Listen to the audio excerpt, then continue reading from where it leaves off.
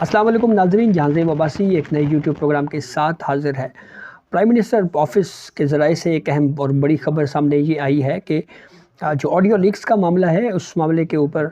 بدھ کے دن ایک اعلیٰ سطحی اجلاس طلب کیا گیا ہے پرائم منسٹر شہباز شریف کی جانب سے، اور اس اجلاس میں اعلیٰ عسکری قیادت بھی شامل ہوگی۔ اس کے علاوہ جو حکومتی قیادت ہے، خاص طور کے اوپر وفاقی وزیر داخلہ، وفاقی وزیر خارجہ، وفاقی وزیر برائے دفاع بھی اس اجلاس میں شریک ہوں گے۔ ذرائع کا یہ کہنا ہے کہ اس اجلاس میں D G I S I اور ڈی جی آئی بی بھی پیش ہوں گے، اور جو سیکیورٹی کے امور ہیں اس کے اوپر باقاعدہ بریفنگ دی جائے گی۔ خاص طور کے اوپر جو آڈیو لیکس کا معاملہ ہے اس کے اوپر تمام پہلوؤں کا جائزہ لیا جائے گا۔ یہ ایک اہم ڈیولپمنٹ ہے، آپ کو یاد ہوگا اس حوالے سے ہم نے پہلے بھی ایک پروگرام میں بات کی تھی کہ پی ایم آفس سے ایک آڈیو لیک ہوئی اور اس کے اوپر بہت زیادہ پھر شروع ہو گئی، بات چیت شروع ہو گئی کہ پرائم منسٹر آفس بھی ہیکر سے محفوظ نہیں ہے، اور ملک کے پرائم منسٹر کی ایک کال جو ہے وہ اس طرح سے ٹیپ کر دینا، اس کو ہیک کر لینا، یہ کوئی معمولی معاملہ نہیں ہے۔ تو اس حوالے سے پرائم منسٹر نے فوری ایکشن لیا ہے، اور اس معاملے کے اوپر ایک جی آئی ٹی بھی بنائے جانے کے حوالے سے ذرائع سے یہ انفارمیشن آ رہی ہے کہ ایک جی آئی ٹی بنا دی گئی ہے، اور اس جی آئی ٹی میں جو ہے وہ حساس ادارے کے افراد بھی شامل ہوں گے۔ یہ جی آئی ٹی مجموعی طور کے اوپر جن مختلف آپشنز کے اوپر غور کرے گی، اس پہ سب سے اہم بات یہ ہے کہ کیا پرائم منسٹر آفس اور دیگر جو حساس اس طرح کے دفاتر ہیں، جو آفیسز ہیں، کیا وہاں پہ کوئی ہیکنگ سسٹم موجود ہے، کیا کوئی الیکٹرانک ڈیوائسز وہاں پہ نصب کی گئی ہیں، یا سیکیورٹی پر معمول جو افراد ہیں، اہلکار ہیں، کیا ان کے ذریعے سے ریکارڈنگ جو ہے یہ لیک ہو رہی ہے۔ یہ ایک بہت ہی اہم اور بنیادی حقوق کا معاملہ ہے، خاص طور کے اوپر جو پرائیویسی کا معاملہ ہے۔ اس کے اوپر تو ہمارا کانسٹیٹیوشن بھی یہ بات کرتا ہے کہ جو ہے وہ اس طرح کی نجی گفتگو جو ہے اس کو پبلک نہیں ہونا چاہیے، اور خاص طور کے اوپر جو ملک کا پرائم منسٹر ہے اس کی اس طرح سے آڈیو ٹیپ لیک ہو جانا، یہ ایک بہت بڑا سیکیورٹی بریچ ہے۔ اگر یہی اسی طرح کا ملتا جلتا واقعہ امریکہ میں ہوتا، اور اگر امریکن پریزیڈنٹ کی اس طرح سے آڈیو لیک ہوتی، تو اب تک نہ جانے کتنے متعلقہ حکام جیلوں میں ہوتے، اور ایک بڑا خوفناک قسم کا کریک ڈاؤن کیا جاتا۔ ایون برطانیہ میں اگر اس طرح کا انسیڈنٹ ہوتا تو اس وقت بھی اس پہ بھی بہت زیادہ ری ایکشن آتا۔ خاص طور کے اوپر ہمارے ہمسایہ ملک بھارت میں اگر یہی ایونٹ اگر ملک انڈیا کے پرائم منسٹر نریندر مودی کی اس طرح سے آڈیو ٹیپ ہیک ہو جاتی تو اس کے اوپر بھی فوری ایکشن لیا جاتا، اور اس وقت تک جو ہے وہ کئی گرفتاریاں عمل میں لائی جا چکی ہوتی، لیکن تھوڑا ڈیلے ایکشن لیا گیا، لیکن درست ہے۔ اور اب اس معاملے کے اوپر باقاعدہ جی آئی ٹی تشکیل دے کر تمام پہلوؤں کے ساتھ انویسٹیگیشن ہوگی، اور پھر اس کے بعد یہ تعین کیا جائے گا کہ یہ سیکیورٹی بریچ در حقیقت کیسے ہوئی، اس کے ذمہ داران کون ہیں۔ یہ بھی کہا جا رہا ہے کہ پی ایم آفس کے جو سیکیورٹی پر معمول جو اہلکار ہیں ان کی ایکٹیویٹیز محدود کر دی گئی ہیں، اور جو ہے وہ ان سے بھی انویسٹیگیشن کی جائے گی اور پوچھ گچھ کی جائے گی کہ یہ کس طرح سے آڈیو جو ہے وہ لیک ہو سکتی ہیں۔ اور ایک معاملہ ہے اس کے اوپر اب بدھ کے دن اعلیٰ سطحی قومی سلامتی کا ایک قومی سلامتی کمیٹی کا اجلاس بھی بلایا گیا، اور اس اجلاس میں بھی یہ کہا جا رہا ہے کہ اعلیٰ عسکری قیادت جو ہے، خاص طور کے اوپر D G I S I بھی اس میں شامل ہوں گے، اور باقاعدہ بریف کیا جائے گا، اور سیکیورٹی کو بہتر بنانے کے لیے مزید اقدامات پر بات ہوگی۔ اس کے ساتھ ساتھ تمام پہلوؤں کا جائزہ لیا جائے گا کہ کس طرح سے یہ آڈیو لیک ہوئی اور اس کے پیچھے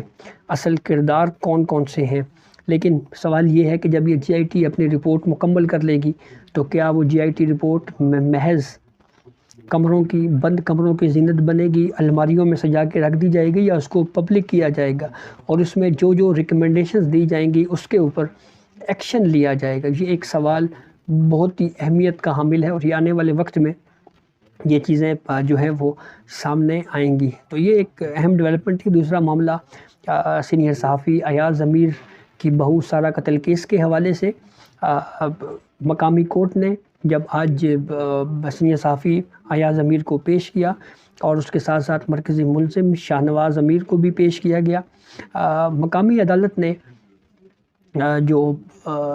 مرکزی ملزم ہے شاہ نواز امیر، اس کی جو جوڈیشل پر 3 روز کے لیے مزید جوڈیشل ریمانڈ پر پولیس کے حوالے کر دیا ہے۔ پولیس کی جانب سے اس معاملے کے اوپر تفتیش اور تحقیقات جاری ہیں، تمام زاویوں سے اس معاملے کو دیکھا جا رہا ہے، اس کے اوپر انویسٹیگیشن ہو رہی ہے۔ لیکن ایاز امیر کی جو اہلیہ ہیں انہوں نے ضمانت قبل از گرفتاری کروائی تھی، ان کی 3 دن تک کے لیے عبوری طور کے اوپر ضمانت قبل از گرفتاری منظور ہوئی ہے، اور ایاز امیر کو جو ہے 1 روزہ جسمانی ریمانڈ کے اوپر مزید پولیس کے حوالے کر دیا گیا ہے۔ کچھ اہم گفتگو کی ایاز امیر نے، انہوں نے کورٹ میں یہ کہا کہ وہ اپنے کیس کا خود دفاع کریں گے، یعنی وہ خود اپنا مقدمہ لڑیں گے۔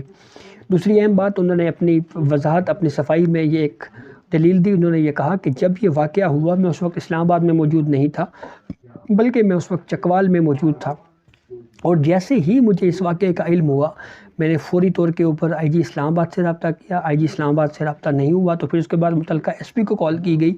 اور اس کو نہ صرف پورے واقعے سے متعلق آگہی دی گئی بلکہ اس کے ساتھ ساتھ میں نے ایڈریس بھی بتایا کہ یہ فلاں جگہ کا ایڈریس ہے، اب وہاں پہ فوری جائیں۔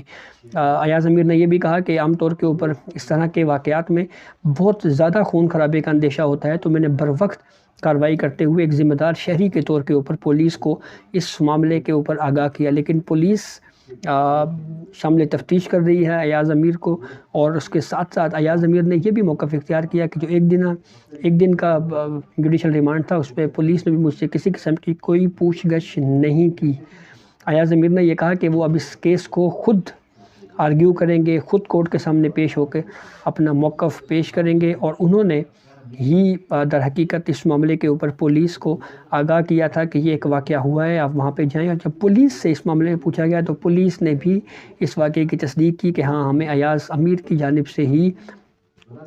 جو ہے وہ انفارمیشن دی گئی تھی، جس کے بعد پولیس جو ہے وہ جائے وقوع پر پہنچی، اور اس کے بعد تمام شواہد اکٹھے کیے گئے۔ دوسری جانب مقتولہ سارہ کے چچا، جو کہ ایک کرنل ریٹائرڈ ہیں، اسلام آباد کے رہائشی بتائے جاتے ہیں، انہوں نے بھی ایک درخواست دی، اور اس میں جو مرکزی ملزم ہے شاہ نواز امیر، اس کے والد اور والدہ دونوں کو شامل تفتیش کرنے کی درخواست دی تھی، اور اس درخواست کے معاملے کے اوپر یہ ایاز امیر کا یہ کہنا ہے کہ یہ جو پٹیشنر ہیں، جو درخواست گزار ہیں، یہ ان کا موقف درست نہیں ہے۔ بہرحال معاملہ کورٹ میں ہے، اور دیکھنا یہ ہے کہ مقامی عدالت جو ہے جب وہ کس طرح سے کیا مزید جسمانی ریمانڈ کے اوپر ایاز امیر کو پولیس کے حوالے کیا جائے گا یا نہیں، کیونکہ کل دوبارہ پیشی ہے، کل دوبارہ ان کو کورٹ میں پیش کیا جانا ہے۔ لیکن تمام پہلوؤں کے ساتھ پولیس اس معاملے پہ انویسٹیگیٹ کر رہی ہے۔ یہ ایک انتہائی ہائی پروفائل کیس بتایا جا رہا ہے۔ اور تیسرا معاملہ اسحاق ڈار کا بطور وفاقی وزیر خزانہ حلف اٹھانے کا معاملہ ہے۔ کل ممکنہ طور کے اوپر اسحاق ڈار بطور وفاقی وزیر برائے خزانہ اپنے عہدے کا حلف لیں گے۔ ملک کی معاشی صورتحال جو کہ انتہائی بدحالی کا شکار ہے، خاص طور کے اوپر بجلی کے بلوں پہ اگر ہم بات کریں تو بہت زیادہ اسے عام آدمی متاثر ہوا ہے۔ پیٹرول کی پرائسز ہمارے سامنے ہیں، ڈالر جس طرح سے بے قابو ہو چکا ہے، اطلاعات آ رہی ہیں کہ اب آج کے دن کو تھوڑا بہت ڈالر جو ہے وہ اس کا گراوٹ کا شکار ہوا ہے، اور پاکستانی روپیہ جو ہے وہ مستحکم ہوا ہے۔ تو بہرحال اب دیکھنا یہ ہے کہ اسحاق ڈار جب ملک میں وزیر خزانہ کے طور کے اوپر حلف اٹھائیں گے تو کون سا ایسا منصوبہ ہے، کون سی ایسی پلاننگ ہے جس کے ذریعے وہ اس ملک کی معاشی بدحالی کو درست کر سکتے ہیں، ملک کو معاشی بحران سے نکال سکتے ہیں۔ تو یہ اب تک کی اپڈیٹ تھی جس سے ہم نے آپ کو آگاہ کیا۔ بہت شکریہ۔